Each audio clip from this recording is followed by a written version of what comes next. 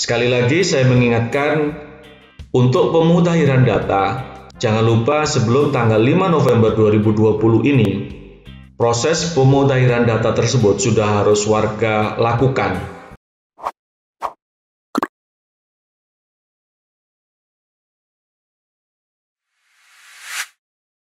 Warga desa, sebagai bentuk rasa syukur kami dan dalam rangka menuju 100.000 subscriber, kami berbagi pulsa gratis untuk 2 orang setiap hari.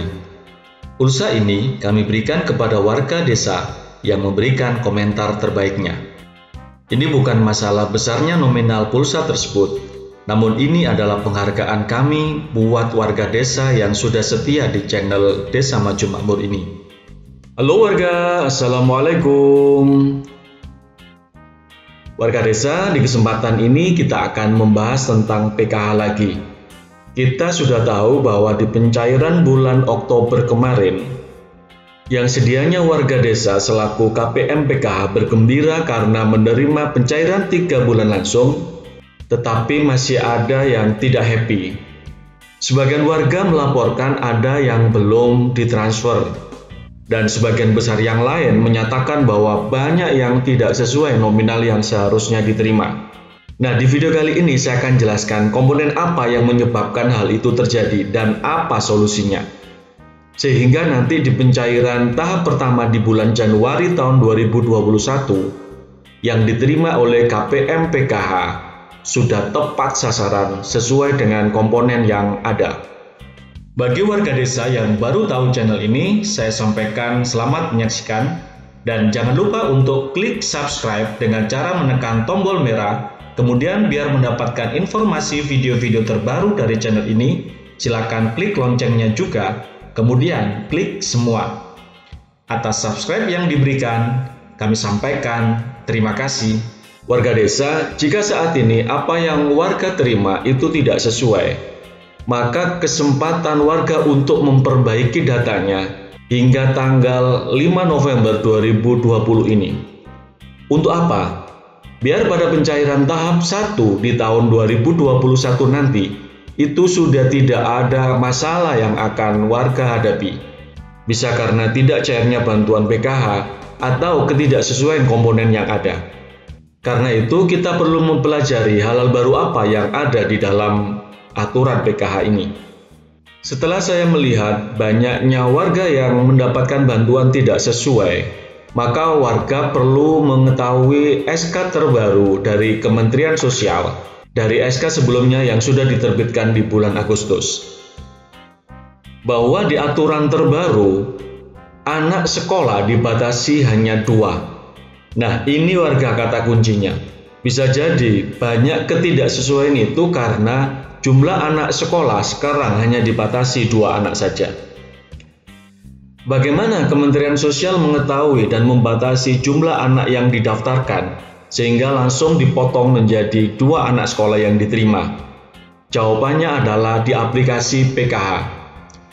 Jadi aplikasi PKH ini adalah aplikasi berbasis digital yang digunakan untuk mengelola dan mengatur program Keluarga Harapan secara online. Hal ini untuk meningkatkan akurasi data dan memastikan penyaluran bantuan sosial dapat berjalan secara efektif. Jadi, jika warga desa sebagai keluarga penerima manfaat program PKH yang sebelumnya mendapatkan bantuan lebih dibanding yang diterimakan di bulan Oktober ini, coba perhatikan yang pertama adalah komponen anak sekolah. Jadi sekali lagi, komponen anak sekolah yang diterima oleh sistem adalah 2 anak sekolah. Yang kedua adalah anak balita. Memang di SK terbaru ini ada peningkatan jumlah anak balita yang masuk dan diterima di sistem PKH. Dari 2 anak balita menjadi 4 anak balita. Tetapi warga desa yang perlu tahu bahwa anak balita yang dimaksud ini adalah anak dengan usia 0 sampai 6 tahun. Jika putra-putri warga yang masih balita, yang kemarin mendapatkan bantuan PKH dengan nominal tertentu dan hari ini berkurang, perhatikan umurnya, perhatikan tanggal lahirnya. Karena di aplikasi PKH akan mampu secara otomatis mengatakan bahwa anak ini masuk kategori balita atau tidak. dengan cara menghitung umur dari anak tersebut melalui tanggal lahir yang dimasukkan. Di satu sisi, ini tentu saja membuat kaget para KPM PKH yang tiba-tiba komponen balitanya hilang. Tapi di satu sisi warga desa, ini adalah satu sistem yang baik yang mampu mendeteksi keberadaan anak balita sampai umur yang ditetapkan, tanpa harus menunggu laporan dari pendamping PKH ataupun dari pihak lain yang dilakukan secara manual. Barangkali dua hal ini yang menyebabkan kenapa komponen kita itu berubah. Yang pertama dari anak sekolah dan yang kedua dari anak balita.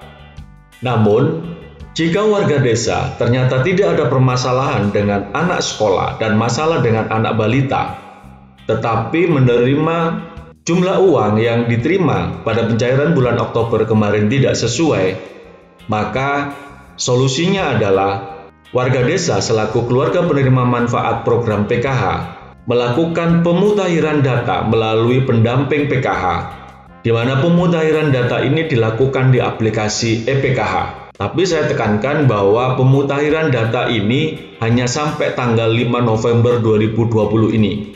Karena itu, warga desa yang menjadi keluarga penerima manfaat program PKH ini harus benar-benar memanfaatkan waktu yang tersisa ini untuk melakukan update data atau pemutakhiran data, sehingga di pencairan bulan Januari 2021 nanti atau pencairan tahap pertama di tahun 2021 akan mendapatkan nominal yang sesuai dengan komponen yang seharusnya. Untuk update datanya mudah kok, silakan datangi pendamping PKH dan siapkan berkas-berkas yang diminta. Berkas yang diminta pun adalah berkas-berkas yang kita miliki dan sering kita gunakan. Yang pertama, kartu keluarga atau KK. Kemudian bagi anak sekolah menambahkan dengan rapot terakhir, fotokopi rapot terakhir, dan adanya surat keterangan dari sekolah yang menyatakan bahwa siswa yang bersangkutan masih aktif di sekolah tersebut. Bagi warga desa yang mempunyai anak balita, silakan sertakan kartu identitas anak atau KIA. KIA atau kartu identitas anak ini adalah kartu yang dikeluarkan oleh pemerintah didasarkan Peraturan Menteri Dalam Negeri Nomor 2 Tahun 2016. Terus bagaimana dengan yang sampai saat ini belum cair? Solusinya adalah sama. Warga desa selaku keluarga penerima manfaat program PKH harap melapor ke pendamping PKH masing-masing. Pendamping PKH nanti akan mengecek data yang ada di ePKH tentang status pencairan dari dana PKH yang seharusnya warga terima. Di samping aplikasi PKH, pendamping PKH juga mendapatkan data bayar dari bank. Di data bayar ini nanti akan dicek by name by address data warga desa selaku KPM PKH apakah ada atau tidak. Jika tidak ada di data bayar ini, maka ini menjadi laporan bahwa memang warga desa selaku KPM PKH belum mendapatkan proses bayar dari pemerintah. Terima kasih warga desa sudah menonton hingga akhir. Semoga informasi tadi bermanfaat buat warga desa yang menjadi KPM PKH. Sekali lagi saya mengingatkan, untuk pemutakhiran data, jangan lupa sebelum tanggal 5 November 2020 ini, proses pemutakhiran data tersebut sudah harus warga lakukan, karena di tanggal tersebut merupakan final closing untuk penentuan dan pencairan tahap 1 2021, yakni yang dilakukan pencairannya di bulan Januari 2021. Sampai ketemu di video selanjutnya. Salam Desa Maju.